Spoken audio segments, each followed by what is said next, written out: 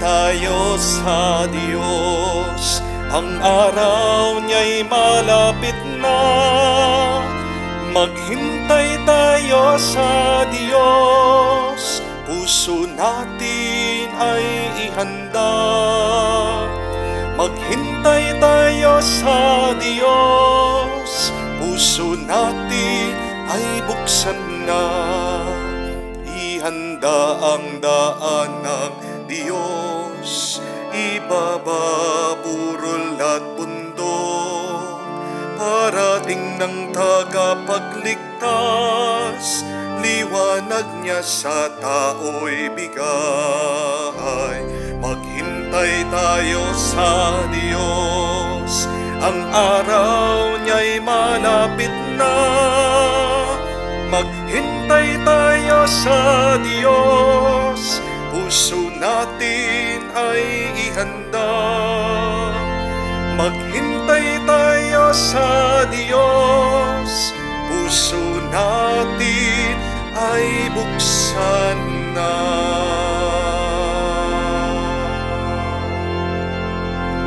Sa ngalan ng Ama, ng Anak at ng Espiritu Santo, Amen. sumainyo ang Panginoon. At sumaiyo rin. Mga kapatid, gaano kalaki ang iyong problema? Kapag palaging mga suliranin natin ang ating tinitignan, nanliliit tayo at tayo'y nanghihina. Pero kapag tinitignan mo ang Diyos, diyan naman lumiliit ang iyong problema at diyan lumalaki ang iyong pag-asa. Aminin natin na mga napakaraming beses na kung saan umaga pa lang nakatingin na tayo sa ating mga problema. Aminin natin ang mga pagkakataon na kung saan nakalimutan natin na tingnan natin ang mga pangako ng Diyos para sa atin. Aminin natin ang ating mga kahinaan, pagkukulang, para minsan pa tayo ay makitang karapat-dapat makatanggap sa mga banal na misteryo.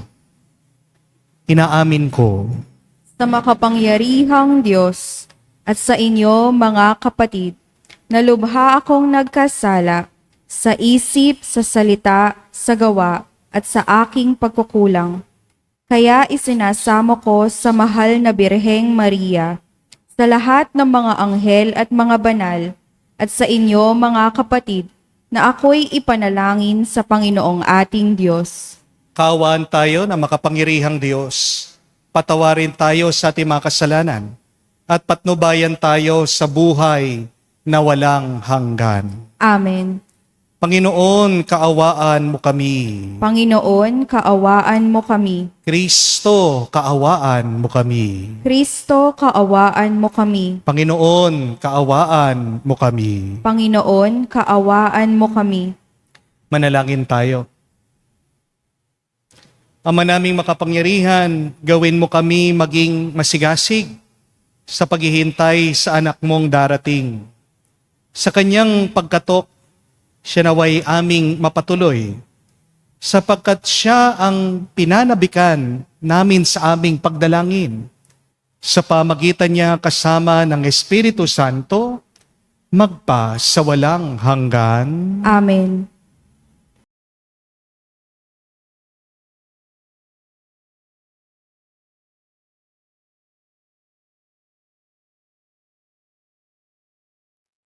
Pagbasa mula sa aklat ni Propeta Isaias. Ito ang pangitain ni Isaias na anak ni Amos tungkol sa Huda at sa Jerusalem. Sa mga huling araw, ang bundok na kinatatayuan ng templo ng Panginoon ay mamumukod sa taas sa lahat ng bundok. Daragsa sa kanya ang lahat ng bansa.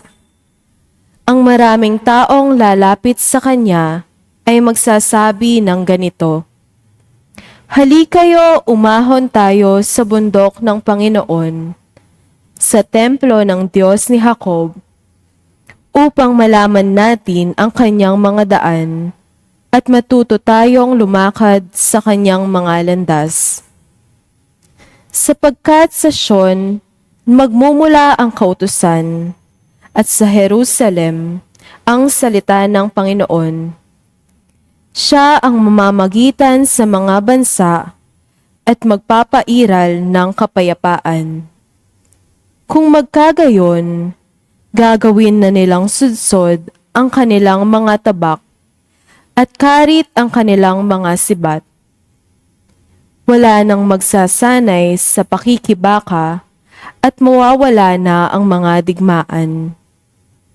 Halina kayo, sambahayan ni Jacob, at tayo'y lumakad sa liwanag ng Panginoon.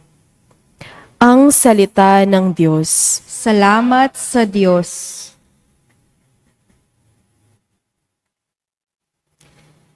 Masaya tayong papasok sa tahanan ng Poong Diyos. Masaya tayong papasok sa tahanan ng Poong Diyos. Ako ay nagalak sa sabing ganito. Sa bahay ng Poon ay pumasok tayo. Sama-sama kaming matapos sapitin ang pintuang lungsod nitong Jerusalem. Masaya tayong papasok sa tahanan ng Poong Diyos. Yaong Jerusalem kay ganda ng anyo. Maganda ang ayos ng muling matayo. Dito umahon ang lahat ng angkan, lipi ni Israel upang magsambahan. Masaya tayong papasok sa tahanan ng Poong Diyos. Ang hangad, ang Poon ay pasalamatan, pagkat ito'y utos na dapat gampanan. Doon din naroon ang mga hukuman, at trono ng haring hahatol sa tanan. Masaya tayong papasok sa tahanan ng Poong Diyos. Ang kapayapaan nitong Jerusalem, sikaping ang Poon yaoy idalangin. Ang nagmamahal sa iyo'y pagpalain. Pumayapa nawa ang banal na bayan, at ang palasyo mo ay maging tiwasay. Masaya tayong papasok sa tahanan ng Poong Diyos. Dahilan sa aki kasama katoto, sa'yo Jerusalem ang sabi ko'y ito. Ang kapayapa ay laging sumaiyo, dahilan sa templo ng Poon, ating Diyos, ang aking dalangi umunlad kang lubos. Masaya tayong papasok sa tahanan ng Poong Diyos.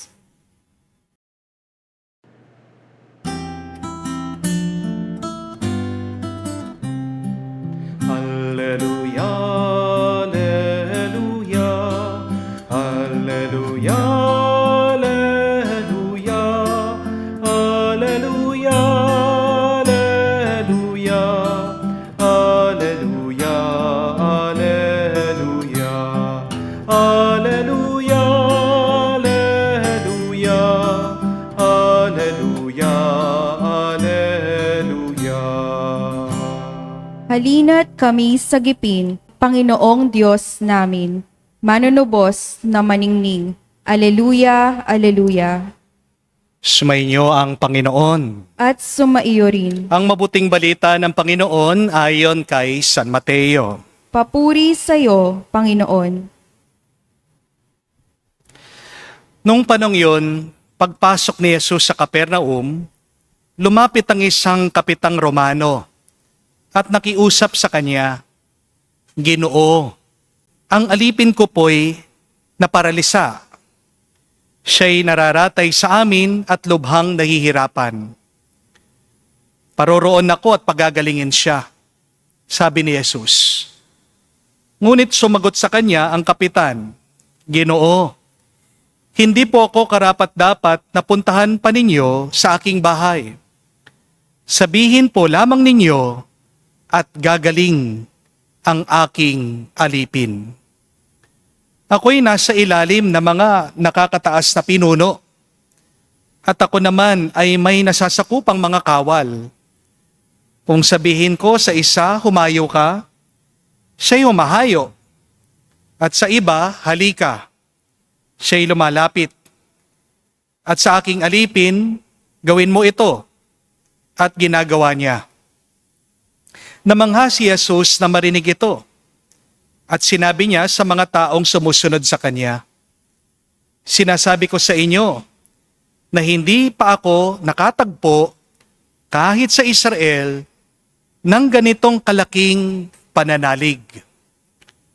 Tandaan ninyo, marami ang darating buhat sa silangan at kanluran at dudulog sa hapag na kasalo ni na Abraham, Isaac at Jacob sa kaharian ng langit.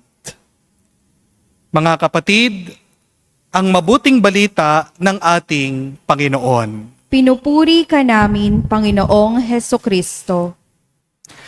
Magandang araw po muli sa inyong lahat.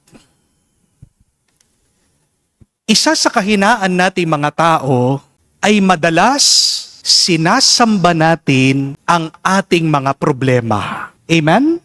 We must admit that many of us do not worship God, but rather, many times, we worship our problems. At paano mo alam na sinasamba mo na ang iyong problema? May mga palatandaan. There are signs wherein you're already worshiping your problems and not the true God. Ano po ang mga ito? Una, kapag mas matagal mong iniisip ang iyong mga problema kesa sa Diyos. Pangalawa, kapag mas malakas ang boses ng takot mo kesa sa iyong tiwala sa Diyos. At pangatlo, kapag ikaw ay nalilito at nagpapadala sa iyong init ng ulo. Mga kapatid, tandaan niyo po, kung saan pinakamahaba ang iniisip mo, yan ang sinasamba mo. Kaya mag-ingat kayo kapag nakatingin ka na lang palagi sa laki ng iyong mga utang. Kapag palagi mo na lang tinitignan ang bigat ng iyong sakit. Kapag hindi mo makalimutan ang naging away niyong mag-asawa. Kapag palagi mo na lang binabalikan ang lalim ng sugat ng iyong puso. Ibig sabihin, naging Diyos mo na ang iyong problema. At nakakalimutan mo na kung gaano kalaki at mas makapangyarihan ang tunay na Diyos. May kakilala po ba kayong ganon? Na kapag dumadating na ang problema, lagi niyang sinasabi, iniisip, patay, tapos na. Wala nang pag-asa. Yung bang binigyan mo na ng good news, ang reply niya sa iyo, bad news. Yung binibigyan mo ng hope, yung tao, pero ang binabalik niya sa iyo ay doubt.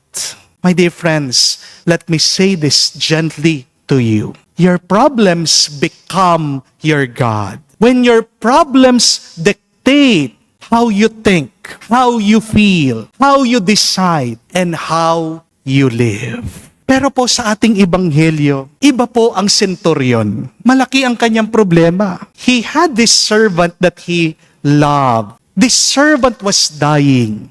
Hindi po alam nitong kapitan kung anong gagawin niya. Pero hindi niya inisip, tapos na. Hindi naging bukang bibig niya ang imposible, ang wala na. The centurion did not worship the sickness, but he went straight to Jesus. Many of us sometimes worship the size of our storms. But look at that centurion. He worshiped the size of his Savior. Wow. The centurion had power, and yet his power was useless. But he did not give up. Remember, a Roman centurion during that time had status. He had a ranking. He had soldiers under his power, his authority. He had influence. He was wealthy. He had the money. And yet, in front of that sickness, he was powerless. Kahit na nasa kanya na ang lahat, wala siyang magawa. Diba minsan, ganyan din ang ating karanasan. May pera ka naman, may connection ka naman, pero wala kang magawa, wala kang lakas. Matalino ka, may pangarap ka, pero hindi pa rin nabubuo ang iyong pangarap. But here is the miracle going back to that story, to that gospel. His powerlessness did not paralyze him, but rather it made him seek Jesus. Aminin natin, kapag tayo'y nagkakasakit, natatakot tayo, humihinto tayo, sumusuko tayo agad. Di po ba? Pero yung senturyon, iba talaga siya. Hindi siya nasiraan ng loob. Hindi siya nagmukmok. Hindi siya nagpadala, nagpatalo sa kanyang problema. Instead, he said, oo, hindi ko kaya, pero kaya ng Panginoon. Alam niya ang kanyang limitasyon. Alam niya ang kanyang kahinaan. Kaya nga, ano ang sabi niya? Kaya ng Panginoon. Alam niyo po ba kung anong pinakamasamang salita? Hindi po mura ang pinakamasamang salita. May mas masama pa kesa sa mga salita ng mura. Ano po? Ang salitang imposible. Kapag sinasabi mong hindi pwede, yan ang pinakamasamang salita. Remember, the worst four-letter word is not a curse word. It is the word can't. Spell can't, C-A-N-T. It is a bad word. When you say, I can't forgive, I cannot change, I cannot move on, I cannot do this anymore. When you say those words, you're not insulting yourself. You are insulting God. Amen? When you say can't, you're saying, Lord, even you cannot fix this. Wag niyo pong sasabihin na imposible, wala nang pag-asa, ayaw ko na. Kasi ibig sabihin, hindi ka naniniwala at nagtitiwala na merong isang Diyos na mga imposible. Di po ba? Pero ang senturyon, never niyang sinabi ang can't. Instead, he said, you just say the word. In other words, he said, Lord, I know you can. And by saying that, he showed his faith. Kaya nga po namangha ang ating Panginoong Jesucristo Sabi niya, hindi pa ako nakakita ng ganitong pananampalataya sa buong Israel. My dear friends, miracles happen when you believe God can. Why was Jesus amazed? Not because the centurion was influential, not because he was kind, not because he was humble, not because he was rich. Jesus was amazed because that centurion believed God can. Jesus can. To be persons of hope means to be faithful believers that God can do the impossible always. Hold on to that. Yung po ang yung kapitan. Walang imposible pagdating sa Diyos. Ang lahat ng bagay kayang gawin ng Diyos. So today, say, God can heal. God can restore. God can save. God can solve. God can change what no one can change. Gumaling po yung alipin ng senturyon. Hindi po dahil may pera yung senturyon, hindi dahil may impluwensya ang kapitan. Pero gumaling siya dahil sa pananampalataya. Faith does not force Jesus, but faith opens the road so that Jesus can come. Kaya nga mga kapatid, tanong ko po sa inyo, sinong mas malaki ang nasa loob ng inyong mga loob at puso? Mas malaki ba ang problema at maliit ang Diyos? Sinong mas binibigyan mo ng oras? Ang iyong pag-aalala o ang iyong paniniwala? Hopefully, you stop saying can't and start saying God can. Yan ang dasalin mo kapatid sa harap ng iyong mga malalaking problema. God can. Kaya ng Diyos. Walang imposible pagdating sa Panginoon. Ngayong araw, kausapin natin ang Panginoon at tandaan natin, ang pinaka-faith-destroying word ay ang salitang can't. Pero may panlaban tayo dyan. Ang pinaka-faith-building word, dalawang salita. God can. Kaya ng Diyos.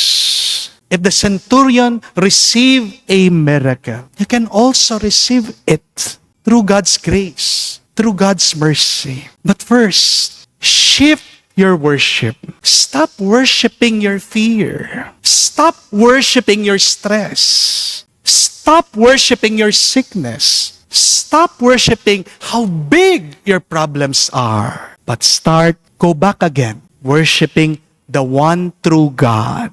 Because nothing is impossible with Him. Let our prayer today be that prayer that amazed Jesus. We say, Lord, I am not worthy to receive you, but I know you can. My dear friends, do not worship your problems. Your problems are just temporary, and our God is eternal. So worship our big God, because our God is powerful, He is strong, He is generous, and He is abounding in love now and forever. Amen. Tumayo po tayo. Alay po natin ngayon sa Diyos ang ating mga dasal at panalangin. Ating sabihin, Panginoon, dinggin mo kami. Panginoon, dinggin mo kami. Ang mga naglilingkod sa simbahan, naway makapaghatid ng liwanag ng Ebanghelyo sa buong sangkatauhan. Manalangin tayo sa Panginoon. Panginoon, dinggin mo kami. Sa ating sariling buhay, naway maipakita natin sa mga nangangailangan ang ating tulong na pag-ibig at habag, katulad ng ipinamalas ng kapitan ng mga sundalong Romano sa kanyang utusan. Manalangin tayo sa Panginoon. Panginoon, dinggin mo kami. Atin nawang unawain at tanggapin ang mga taong iba ang lahi at pananampalataya kaysa sa atin. Manalangin tayo sa Panginoon. Panginoon, dinggin mo kami. Sa katahimikan po ng ating puso, banggitin natin, sabihin natin sa Diyos ang ating mga personal na pangangailangan. Ama naming Diyos, tulungan mo kaming lumago sa pagkamahabagin at makapagbigay ng pag-asa sa lahat na nakakadaupang palad namin. Ilapit nawa kami ng panahong ito ng Adbyento sa iyo at isa't isa, habang masaya naming hinihintay na may buong pag-asa ang pagdating ng iyong anak na aming tagapagligtas, si Jesucristo, aming Panginoon. Amen.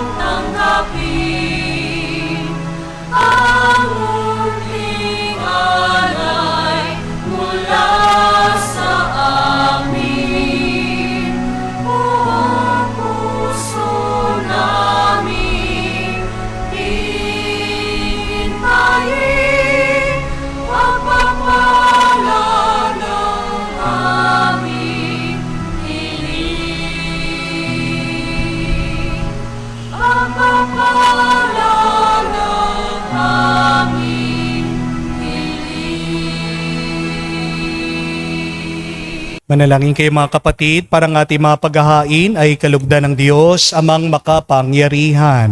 Tanggapin nawa ng Panginoon itong paghahain sa iyong mga kamay, sa kapurihan niya at karangalan, sa ating kapakinabangan at sa buong sambayanan niyang banal.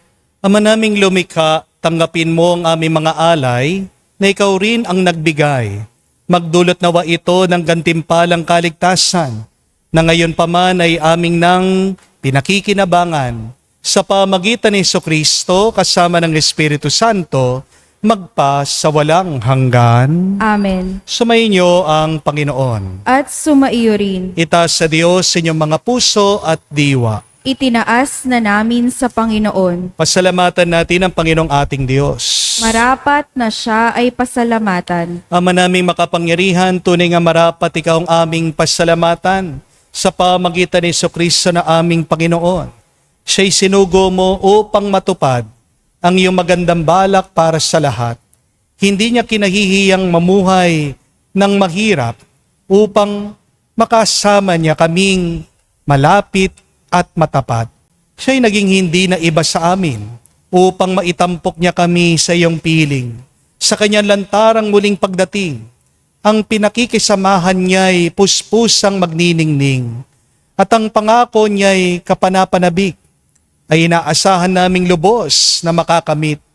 Kaya kaisa na mga anghel nagsisiawit ng papuri sa iyo. Nang walang humpay sa kalangitan, kami nagbubunyi sa iyong kadakilaan.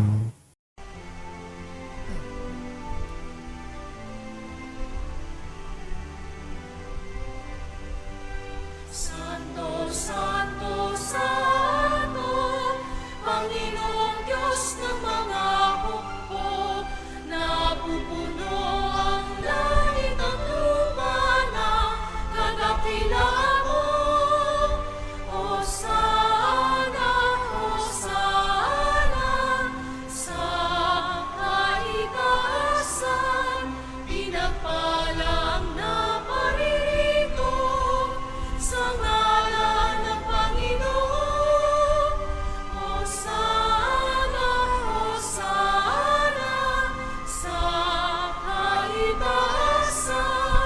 Hosana, Hosana, sa kaitaasan.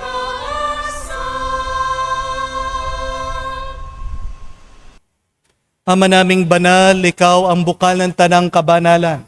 Kaya't sa pamagitan ng iyong Espiritu, gawin mong banal ang mga kaloob na ito upang para sa amin maging katawan at dugo ng aming Panginoong Heso Kristo. Bago niya pinagtiis ang pusang loob na maging handog, hinawakan niyang tinapay, pinasalamatan kanya. Pinaghati-hati niya iyon, inabot sa kanya malagad at sinabi, tanggapin ninyong lahat ito at kanin. Ito ang aking katawan na ihahandog para sa inyo.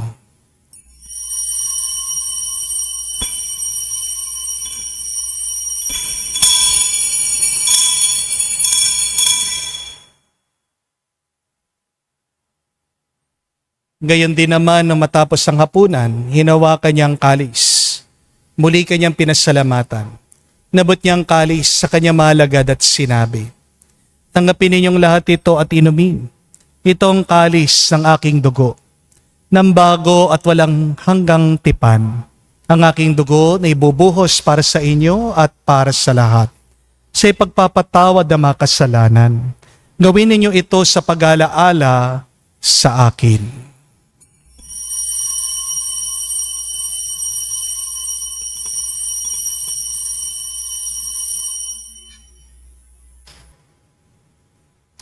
Ang misteryo ng pananampalataya. Aming ipinahayag na namatay ang iyong anak, nabuhay bilang Mesiyas at magbabalik sa wakas para mahayag sa lahat. Ama, ginagawa namin ngayon ang pag-alaala sa pagkamatay, muling pagkabuhay ng iyong anak. Kaya tinialay namin sa iyong tinapay nagbibigay buhay at ang kalis na nagkakalob ng kaligtasan. Kami nagpapasalamat dahil kami yung minarapat na tumayo sa harap mo para maglingkod sa iyo. Sinasamo namin kami magsalo-salo sa katawan at dugo ni Kristo ay mabuklod sa pagkakaisa sa pamagitan ng Espiritu Santo. Ama, lingapin mong iyong simbahan laganap sa buong daigdig. Puspusin mo kami sa pag-ibig. Kaisa ni Leon, aming Santo Papa, si Florentino, aming Arsobispo, at ng Tanang Kaparian. Alalahanin mo rin ang aming mga kapatid na nahimlay may pag-asang sila'y muling mabubuhay. Gayon din naman lahat ng mga pumanaw. Kawan mo sila't patuloyin sa iyong kaliwanagan. Kawan mo at pagindapatin kaming lahat, makasalo sa iyong buhay na walang wakas. Kaisa na mahal na Birhen Maria, Ina ng Diyos. Kaisa ni San Jose, ang kanyang malwalhating esposo. Kaisa ng mga apostol, lahat ng mga banal na namuhay dito sa daigdig na kalugod-lugod sa iyo. May pagdiwang nawa namin ang pagpupuri sa ikararangal mo sa pamagitan ng iyong anak, aming Panginoong Jesucristo. Sa pamamagitan ni Kristo, kasama niya at sa Kanya, ang lahat ng parangal at papuri ay sa iyo, Diyos Ama, makapangyarihan, kasama ng Espiritu Santo, magpasawalang hanggan. Amen, amen, amen. Sa nakagaling na utos sa turo ni Jesus sa Panginoon natin at Diyos, ipahayag natin ng lakas loob.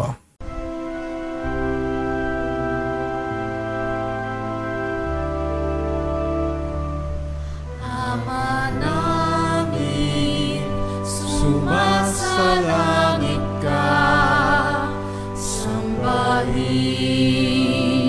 ang ngalan mo, mapasa amin ang kaharian mo, sundin ang loob mo dito sa lupa para nang sa langit. Bigyan mo kami ngayon ng aming kakanin sa araw-araw, at patawarin mo kami sa aming mga sala para ng pagpapatawad namin sa nagkakasala sa amin.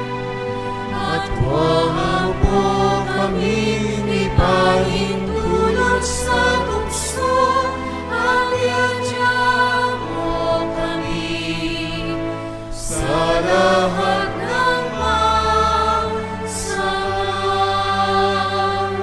Piniling namin kami adya sa lahat ng masama, pagkalooban ng kapayapaan araw-araw, ligtas sa kasalanan, ilayo sa lahat ng kapahamakan, samantalang aming pinanabikan ang dakilang araw ng pagpapahayag ng tagapagligtas naming si Jesucristo. Sapagkat iyo ang kaharian at ang kapangyarihan at ang kapurihan magpakailanman. Amen. Panginoong Jesucristo, sinabi mo sa mga apostol, kapayapaan ang iniiwan ko sa inyo, ang aking kapayapaan binibigay ko sa inyo. Tungayan mo ang aming pananampalataya at huwag ang aming pagkakasala. Pagkalooban mo kami ng kapayapaan at pagkakaisa ayon sa iyong kalooban. Kasama ng Espiritu Santo, magpa sa walang hanggan. Amen. Kapayapaan ng Panginoon ay laging sumainyo. At sumaiyo rin. Magbigayan po tayo ng kapayapaan sa bawat isa. Pisuin niyo po, kapayapaan po sa inyong lahat.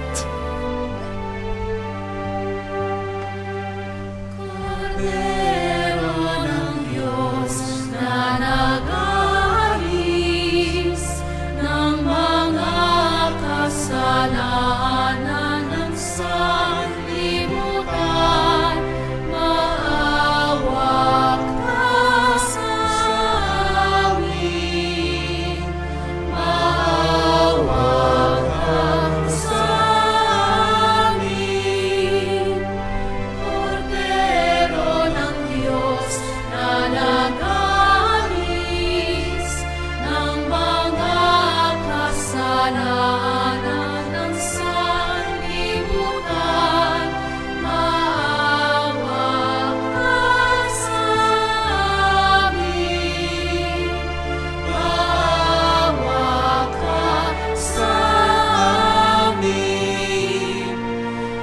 Kordero ng Diyos na nag-aalis ng mga kasalanan ng sanlibutan, ipagkaloob mo sa amin ang kapayapaan.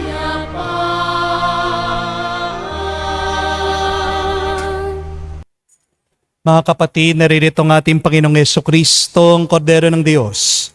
Siya nag-aalis sa mga kasalanan ng sanlibutan. Mapalad tayong lumalapit sa piging ng Kordero. Panginoon, hindi ako karapat-dapat na magpatuloy sa iyo, ngunit sa isang salita mo lamang ay gagaling na ako.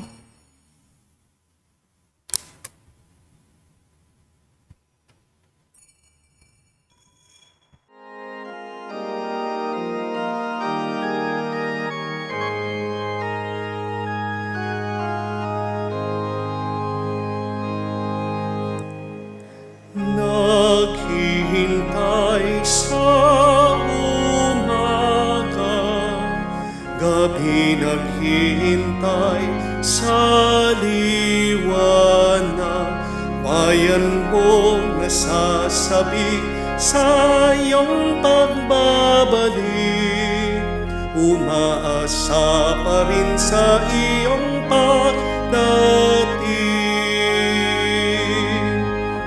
Ito ang iyong hinihiram, nagdarasal makita na ang mukha mo. Bayan ng Diyos nagtitiis at umaasa, tapat naghihintay sa pag-ibig mo. O Diyos, pakinggan mo kami at paspasan ang aming kahilingan, at sa iyong pagbabalik kami babangon na muli.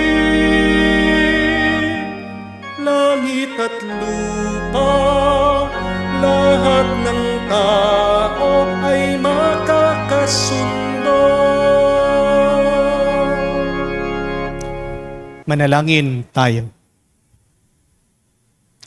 Ama namin mapagmahal, mapakinabangan nawa namin ang aming pinagsaluhan upang sa aming paglalakbay dito sa lupa na ibabaw, aming mapanaligan ang iyong pagpapalang magpakailanman.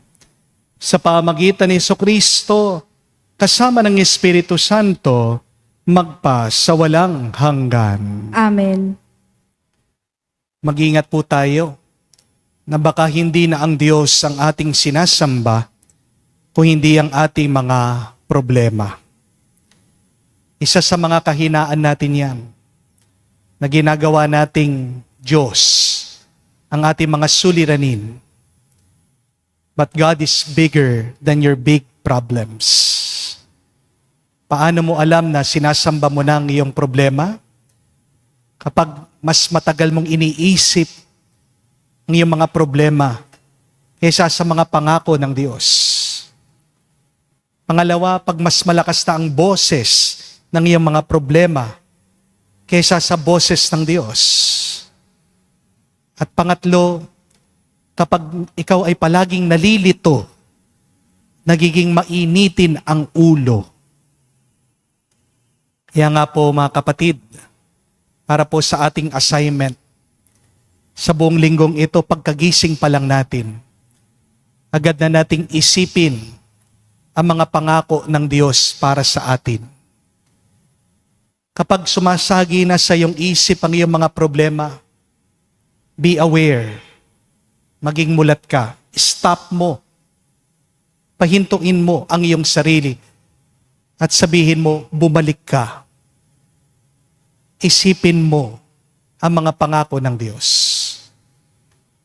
What is the worst four-letter word? It is the word can't.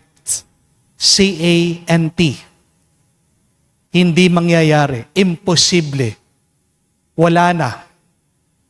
Alisin mo sa iyong bibig yan. Dahil ano man ang nasa isip at bibig mo, nagiging panalangin mo. Say that prayer of the centurion, Lord, I am not worthy to receive you, but only say the word, and I will be healed.